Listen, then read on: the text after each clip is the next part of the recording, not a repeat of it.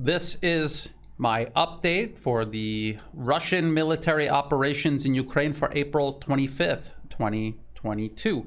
And before I get started, I think it's important to every once in a while do a very quick overview on how we got here in the first place. How did this conflict begin? When did it actually begin? We have to think about the collapse of the Soviet Union and the fact that NATO continued expanding afterwards, all the way up to Russia's borders.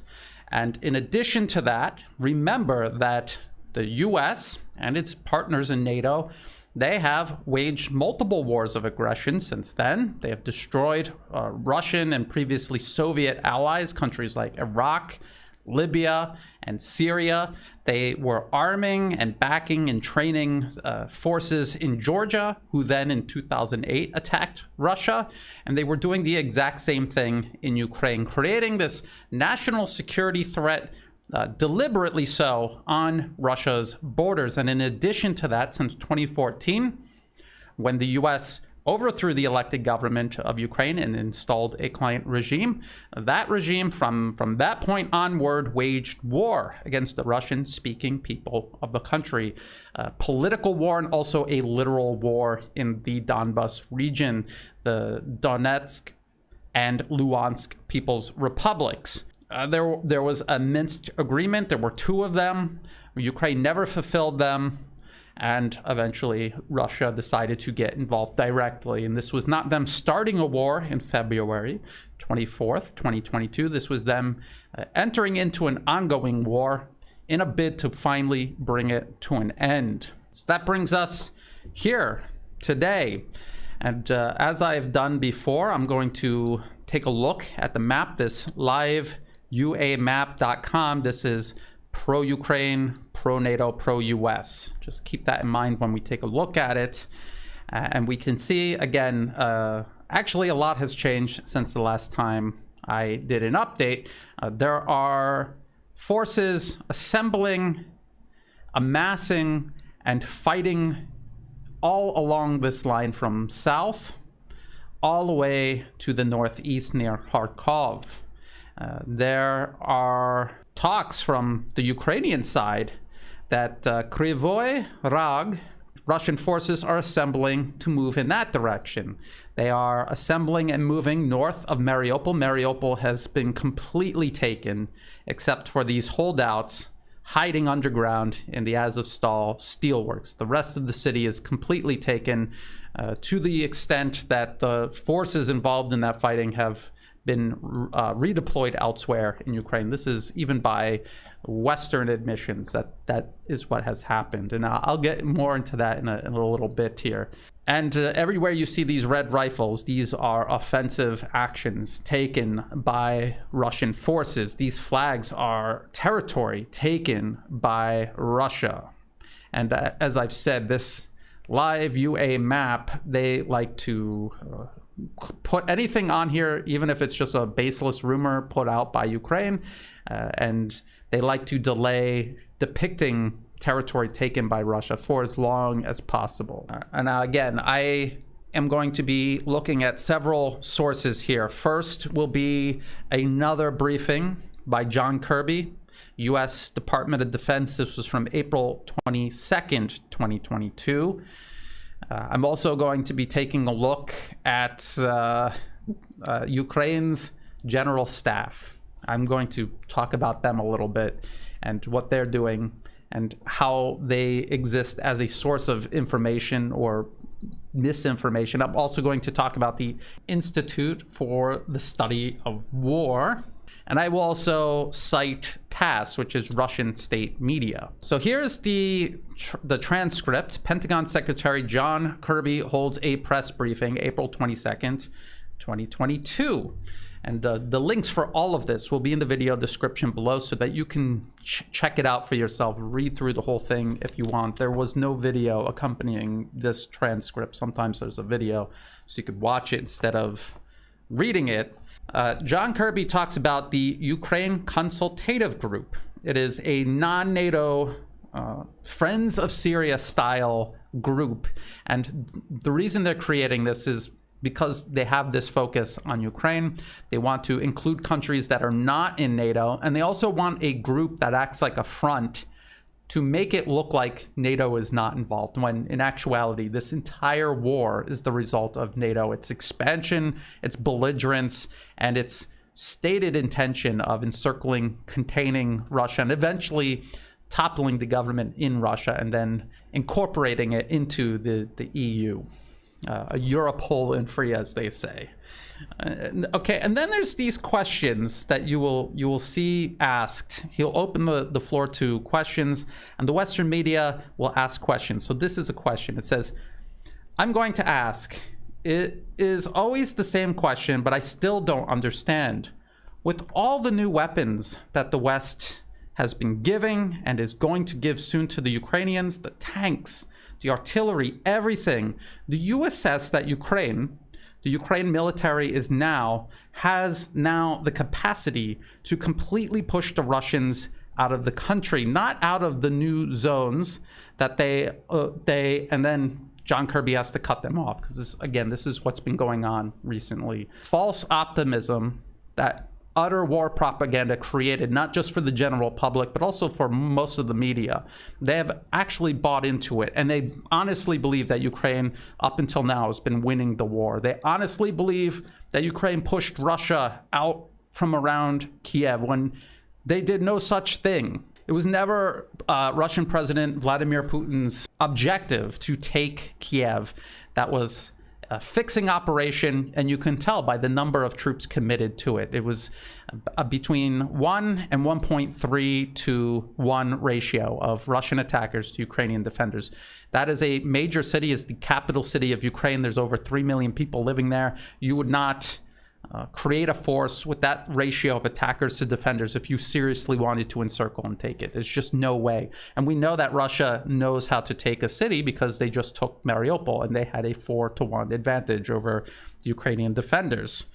So this is what John Kirby says to this person, wondering why, after sending all of these weapons, Ukraine is still not able to push Russia out, and Russia is still actually making gains. John Kirby says, that's a question that only the Ukrainian armed forces can answer, not the United States military.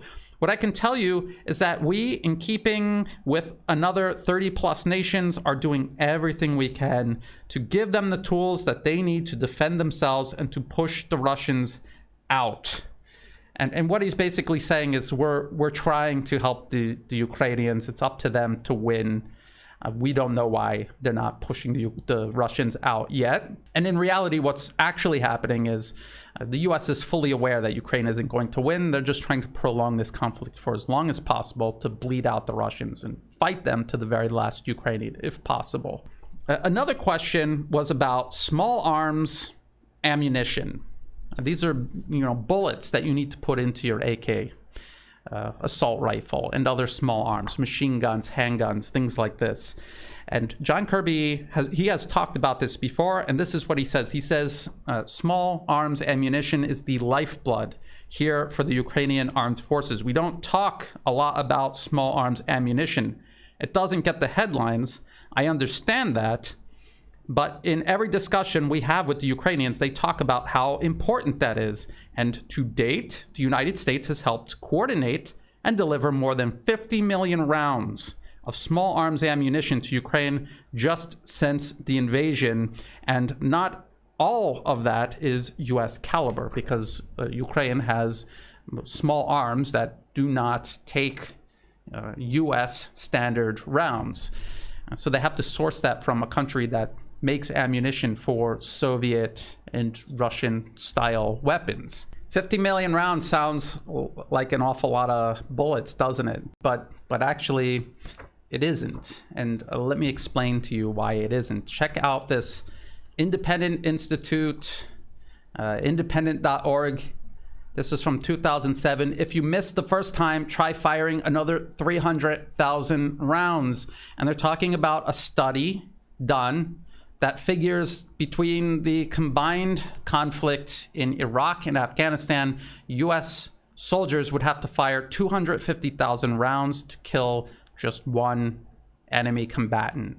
250,000 rounds. They were trying to source so many small arms rounds that they ended up having to ask other countries because they were running out. They were firing bullets as fast as they could make them. It says right here, 1.2 billion cartridges fell short of the government's demand. So just to give you an idea, right up here it says, between fiscal years 2000 and 2005, total requirements per year for small caliber ammunitions more than doubled from about 730 million to nearly 1.8 billion rounds, while total requirements for medium caliber ammunitions increased from 11.7 million rounds to almost 22 million rounds. And this was the US fighting in Afghanistan and Iraq. And if the same formula can be used for the fighting in Ukraine, 250,000 rounds per kill, and then for 50 million rounds, that's like 200 kills. That would equate to 200 kills. Ukraine being able to kill 200 Russians for 50 million rounds. If that formula works out. Of course, the fighting in Iraq and in Afghanistan and in Ukraine, these are different situations. Afghanistan and Iraq were different than each other, and even the type of combat varied inside each country and between different points of those conflicts. But let's just say that it does, that the number is somewhere around there. And it's not hard to imagine. I mean, look at a firefight on a modern battlefield and look at what soldiers do. They are firing a lot of rounds. They're not even aiming most of the time. They are laying down suppressive fire so that other units can maneuver into place. They're trying to keep the enemy's head down, pin them in a certain location so that they can call in artillery or mortars or an airstrike. And that is how modern combat is fought. It is not one shot, one kill. That is why you have snipers, because the average combat soldier is not going to be very accurate in their firing. It is two totally different types of marksmanship. And if you've never experienced it, it's hard to explain, but when you're at the rifle range and you're just in your uniform and you're able to get into all of the firing positions and you're in a relatively stable environment, it's a lot easier to hit that target. When you're loaded up in combat gear, even just during combat training, it's a lot harder to hit those targets. It is. 50 million rounds isn't going to cut it. It's not going to cut it. It's not enough. And we've seen stories in the Western media. This one from Wall Street Journal. U.S. asks allies to provide ammunition to Ukraine to avoid stock shortage. And they're trying to ask everyone to please send ammunition because there just simply isn't enough and they're running out of it. There's this one from the Daily Beast. They want to fight for Ukraine. They just need guns. And they talk about all of these weapons that Ukraine's government handed out. 25,000 automatic rifles and 10 million rounds. That sounds like a lot, doesn't it? But it's actually only 400 rounds per rifle. And to put 400 rounds into perspective, if you've ever seen a soldier or a Marine loaded out and they've got those magazines in their webbing, that could be like 6 or 7 magazines. So you've got something like 200 something rounds. And so 400 rounds would be 2 loadouts, and that's not a lot. That's not enough for a firefight. That's just enough to get the enemy's attention just in time to run out of ammunition. That's what that is. And so you're seeing all of these numbers, and the Western media is acting as if the West is really helping Ukraine and they've got this chance of stopping Russia. But again, war is all about logistics. Russia has several major ammunition plants churning out millions and millions of rounds, probably well over 1 billion every single year. And they have the ability to get that to the battlefields along short and relatively safe logistical lines. Ukraine, on the other hand, now has to import all of it and then get it from the west all the way to the front line. They've got to make sure it's safe from cruise missiles hitting warehouses where it's getting staged. And then they have to actually get it to the front line so that they can use these rounds. So these are little details that the Western media doesn't go into. They don't want to talk about it. The Pentagon, they're admitting how serious this is, how important small arms ammunition is. And if they don't have it, they're not they're not going to be able to continue fighting the war. We've heard stories of these mercenaries or these volunteers going to Ukraine and getting only 10 bullets. That is because there is a serious shortage. And when you hear 50 million rounds, that sounds like a lot, but it's not anywhere near enough for what they're trying to do. The media also asked Kirby about Afghanistan and those who worked with America, you know, what about them, what's going on? And John Kirby gave this very generic answer. And even though this has nothing to do with Ukraine directly, it is an illustration of how the US uses nations, uses political groups, and then disposes them and forgets about them as soon as they're done using them. They did it to Afghanistan, and they're doing it right now to Ukraine. And if the administration in Taiwan does not wake up, they're going to do it to them tomorrow. And that was about it for the Pentagon brief. I want to get into this Institute for the Study of War, ISW. Let's take a look. This is one of their assessments. This was from April 23rd, 2022. The Institute for the Study of War. Who is behind this? It's Frederick Kagan. These are the people who signed off on this report that I'm about to go over. There's Frederick Kagan, who worked for General Stanley McChrystal and General David Petraeus and John Allen in Afghanistan. A military blunder, 20 years of basically pilfering trillions of dollars from the American taxpayers, killing civilians, wrecking a country, and then leaving it in ruins. That's what Afghanistan was. And so Frederick Kagan's one of the experts who advised America's military leaders regarding that entire fiasco. So he's got a very checkered track record. And he's also the brother of Robert Kagan, who's married to Victoria Nuland, who was directly involved in the 2014 US-sponsored coup in Ukraine that got this whole war started in the first place. A lot of what Fred Kagan did was create consensus and war propaganda regarding Afghanistan. We saw how that ended. And so now he and his team at ISW, they're doing the exact same thing for Ukraine. So when I go through this, I think it'll be very clear. There's also Carolina Hurd. She's a Russia researcher. Her entire background is academia. And she's obviously part of this pro-NATO, pro-military industrial complex establishment. She has no practical experience regarding combat, war, fighting a war in any way. There's also Katerina Stepanenko, and she's a Russia researcher on the Russia and Ukraine portfolio at the Institute for the Study of War. She's from Kiev. And she also they all went to George Washington University. So there's a lot of nepotism going on here. This is a politically motivated organization. This is not a truly analytical organization giving serious analysis.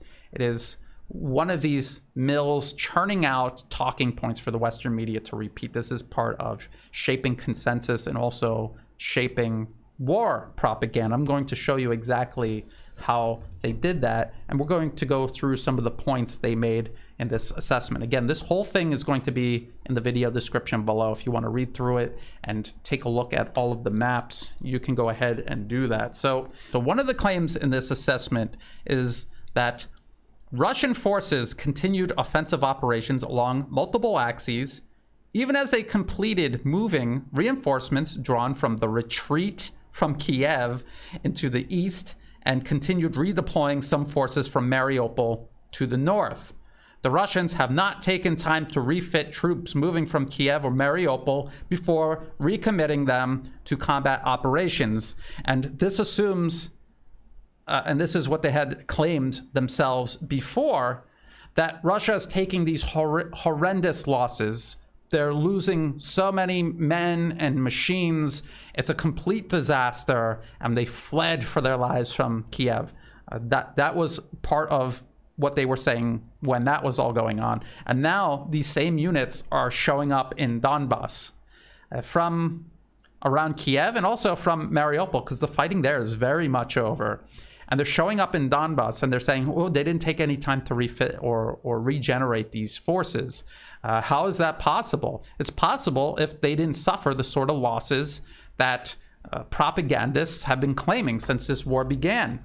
NATO has claimed that Russia lost somewhere between 7,000 and 15,000 troops. And the disparity between 7,000 and 15,000, which is more than double, it just goes to show you how they have no real facts. I mean, you cannot have information coming in and then have such a wide disparity in casualties.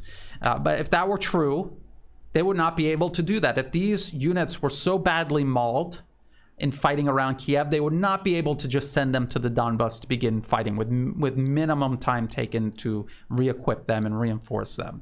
I've talked about Michael Kaufman. He's another one of these pro-Western military experts, and he does a podcast almost weekly on War on the Rocks with Ryan Evans. And he said, to his credit, he said, look, if in a couple of weeks, and this was a couple of weeks ago, if Russia is still carrying out military operations and their fighting capacity hasn't collapsed yet, then we need to reassess some of these claims made about Russian losses. We might not be getting the right information. We might have to revisit where we're getting that information from. Where do you think the Institute for the Study of War is getting all of their information from?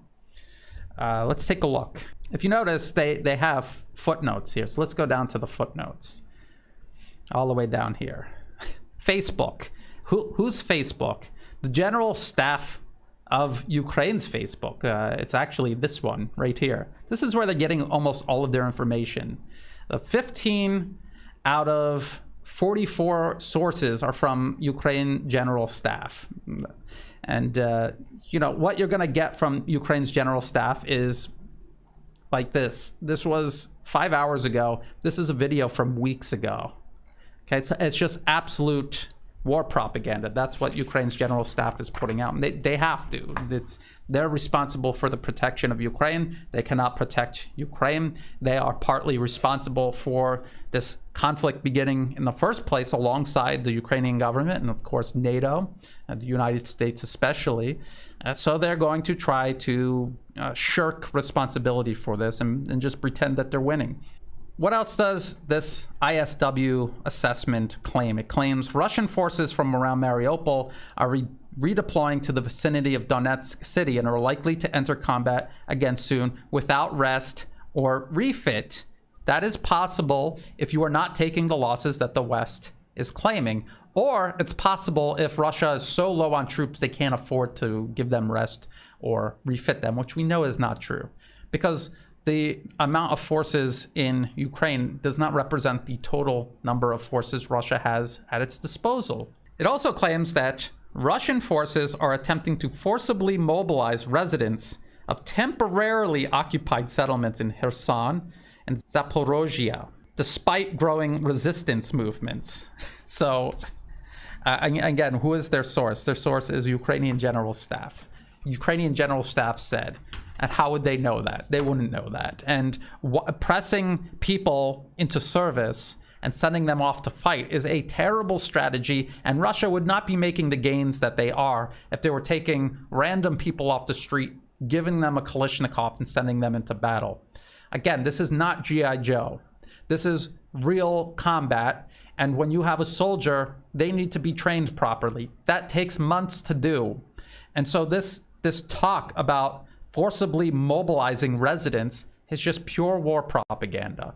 They also claim Russian forces allegedly organized buses for civilian evacuation from Mariupol, but canceled the evacuation on the grounds that Ukrainian nationalists were planning on attacking the civilians. And then it says, such actions that spoiled the evacuation process likely represent further attempts to shape the information space in Mariupol and globally, as well as extend administrative control in captured portions of the city. The entire city is captured. The entire city is captured, which goes to show you the quality of their so-called analysis. I want to point your attention to this Washington Post article. Again, I've gone over this many times. Russia has killed civilians in Ukraine. Kiev's defense tactics add to the danger.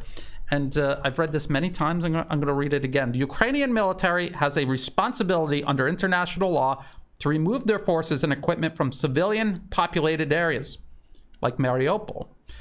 And if that is not possible, to move civilians out of those areas. If they don't do that, that is a violation of the laws of war, because what they are doing is they are putting civilians at risk, because all that military equipment are legitimate targets. And that was an entire Washington Post article about how Ukraine refuses to evacuate cities and how they are putting all of their military equipment into heavily populated areas, using them as human shields, essentially. So the ISW assessment claiming that it's Russia who's not evacuating the civilians, not allowing them to evacuate, and is just staging these attempts to try to evacuate them, to make the Azov Nazis held up in Azovstal steelworks look bad, as if they needed any help at all to do that.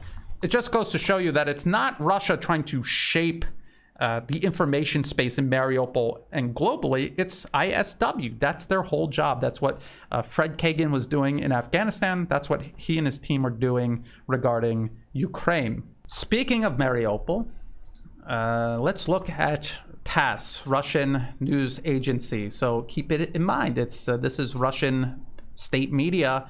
Russia to open humanitarian corridor from Azovstal from 2 p.m. Defense Ministry.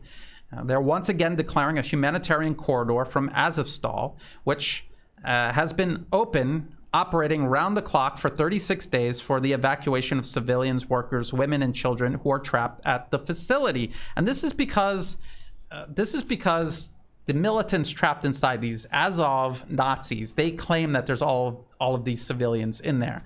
And there may or may not be, but it was their responsibility to evacuate them from Mariupol before fighting even began, and they didn't. And it was their responsibility to move their military equipment out of heavily populated areas, and they didn't. They're only at Azovstal in the first place, an industrial facility, because Russia left them nowhere else to hide. And now they're there attempting to save their skins by claiming that there's civilians trapped in there with them. And Russia is giving them the benefit of the doubt and opening this humanitarian corridor for these civilians to be let out. And there's absolutely no reason at all why Russia would not want those civilians let out at this point. Russian President Vladimir Putin had canceled the actual storming of the facility, but there has been no attempt to stop rocket attacks, shelling, and bombing of the facility. And as I've said in previous updates, they will continue probing the outer perimeter of this facility to take buildings and structures to make sure that those are permanently secured and that the militants have a smaller and smaller area to hide. So that's ISW. I think that's all there is to say about ISW. And ISW are the type of people who are filling the Western media with these fantasies that have them asking such ridiculous questions at Pentagon briefings, like the one that I just talked about with John Kirby on April 22nd. Now, Bucha, this is a northwestern suburb of Kiev. This is where the so-called Bucha massacre happened. The Western media from the beginning claimed that Russian soldiers were going around executing locals before leaving the area. And then people were looking at the dead bodies and they said that looks relatively fresh. These deaths look very fresh. It looks like they happened after Russia withdrew. And then the New York Times showed a satellite image, or a series of satellite images, that showed dead people everywhere at dates that were supposedly during the Russian occupation of that territory. And I said that there were two groups of people who died. There were the people who died in the fighting between Russian and Ukrainian forces. Ukraine shelled Russian positions the entire time they were in Bucha, and I've showed the footage that Ukraine itself made available of them shelling these residential areas to target Russian military forces. I said there will be people who clearly died from artillery, and there will be people more recently killed when Ukrainian forces, these extremist factions, when they went in there to carry out punitive operations against people they claim were collaborators. So here's The Guardian finally admitting that yes, most of these people were killed by artillery. And look at how they present this argument. Dozens of Bucha civilians were killed by metal darts from Russian artillery. Forensic doctors discover fléchés, rarely used in modern warfare, in bodies found in mass graves. Well, I don't know how rare it is that fléché rounds are used, but I know that they've been used in Ukraine since 2014. And I know that because there's this AFP article right here. Surgeons in Ukraine's rebel Donetsk confirm cluster bomb usage. And look at that little dart, and look at this one right here. That is the exact same type of dart. That is the exact same type of round used in Donetsk in 2014 by Ukraine on their own people in the Donbas region. And then obviously it was them shelling Russian positions with these same rounds. They're claiming, look at this more recent Guardian article. They're claiming that it was from Russian artillery. And they're saying it's tiny metal arrows from shells of a type fired by Russian artillery, forensic doctors have said. And of course, these are Ukrainian forensic doctors. It was a Ukrainian investigation, and they had some help from their European allies who are helping arm them to fight the Russians. So there was no impartial, objective investigation. That was deliberately blocked by the UK during a UN Security Council meeting. So the Guardian is claiming that Russia fires these rounds, and I'm showing you this AFP article from 2014. A pro-Russian separatist fighter shows a dart from a fléché shell on October 21st, 2014 in Donetsk, Ukraine. Surgeons in East Ukraine's rebel hub of Donetsk, where dozens of civilians have died in recent weeks, confirmed on Tuesday that some patients were victims of cluster bombs, as alleged by Human Rights Watch. Then they talk about these little darts that they showed the picture of, and the same ones they said were used in Bucha. The little darts cause grave injuries. There have been cases when we found up to 20 or 30 of them in one person. And of course, cluster munitions were banned. A lot of countries signed that treaty, but not Ukraine, nor did US or Russia. So this most recent Guardian article is lying. Maybe Russia is using them, but Ukraine for sure has been using them, and using them on their own people since 2014. That area was being held by Russians. So how were Russians shelling the positions that they were holding? That's not how artillery works. It's used for hitting targets thousands of meters away. And so it was almost certainly the Ukrainians shelling those positions. And I have not seen any evidence to suggest that the Ukrainians were shelling Bucha specifically to kill civilians, but they were most definitely shelling Bucha. They have videos of this that they themselves have published. I just thought I'd give an update on the situation in Bucha. I mean, it was very obvious what happened. And this evidence makes it even more obvious that it was Ukraine that killed those people. And yet the Western media is not only going to continue to blame Russia, but it's a story that doesn't even make sense. How was Russia shelling their own position? It makes no sense. And I've done a whole video dedicated just to this recent development regarding Bucha. It's very short, it's very easy to share versus this much longer, all-inclusive update regarding the situation in Ukraine. Now, finally, the last item that I want to talk about is this story. This is from ABC Australia. Ukraine disappointed as Austria says besieged nation shouldn't be offered EU membership. And there's, why is this a surprise to anyone? They're clearly using Ukraine, and when they're done, they're going to pull in Afghanistan. They're just going to leave them there in absolute ruins. They don't care what happens to Ukraine. And this is a wake-up call to all of these other nations around the globe, or these opposition groups in nations around the globe that think the West is their friend. If they will do this to Ukraine, a nation where the people sort of look like Western Europeans and Americans, then they are definitely going to do this to nations, say, here in ASEAN, in Southeast Asia, where I'm based. The article is talking about Austrian Foreign Minister Alexander Schallenberg, and he calls for a different way for Ukraine to connect with Europe. And he justified his position by saying there were countries in the Western Balkans who the EU calls enlargement countries who have come a long way without full membership. So again, they want to use Ukraine. There's no place at the table for Ukraine or the current leadership. They're being used. They had no intention of ever giving Ukraine a place at the table. That was never going to happen. They were always a proxy. A lot of people said, you know, Ukraine was never going to be a NATO member. What is Russia so upset about it? A non-NATO member that is being de facto NATOized and militarized right on Russia's border is more dangerous because it can be part of a massive proxy war without the rest of NATO ever having to intervene directly. And again, fighting the Russians to the last Ukrainian and then giving someone else the tab. They don't want to pick up the tab and rebuild Ukraine. That's what's happening. That's what's going to happen. This is what the US and the EU does everywhere. Look at Libya, still a smoldering failed state. All of these promises that the US and the EU made the opposition leaders in Libya in 2011, and all of those promises broken, and the fate of Libya today will be the fate of Ukraine tomorrow. And if the administration in Taiwan is not smarter, it'll be them further down the road. So that does it for this update on the conflict in Ukraine, Russian military operations unfolding in Ukraine. So if you thought this video was useful, please like and share. Think about subscribing. It's free to do.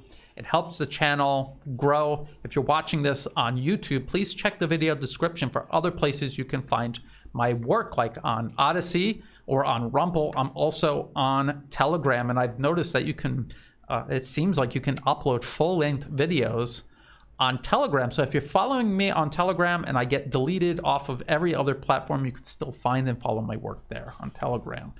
In the video description below, like I said, all of the links to everything that I just talked about is going to be there. It's a huge amount of information. Anything that you're interested in, feel free to dig into it. Also in the video description below are ways you can help support my work. You can do that through Buy Me a Coffee, through Patreon, and through PayPal. To everyone who has been contributing, whether it's month to month or through one-time donations, or even if you're just helping share my work with others, sending me kind words or news tips, that's all greatly appreciated. I could not do this work without that support, so thank you. And as always, thank you for watching.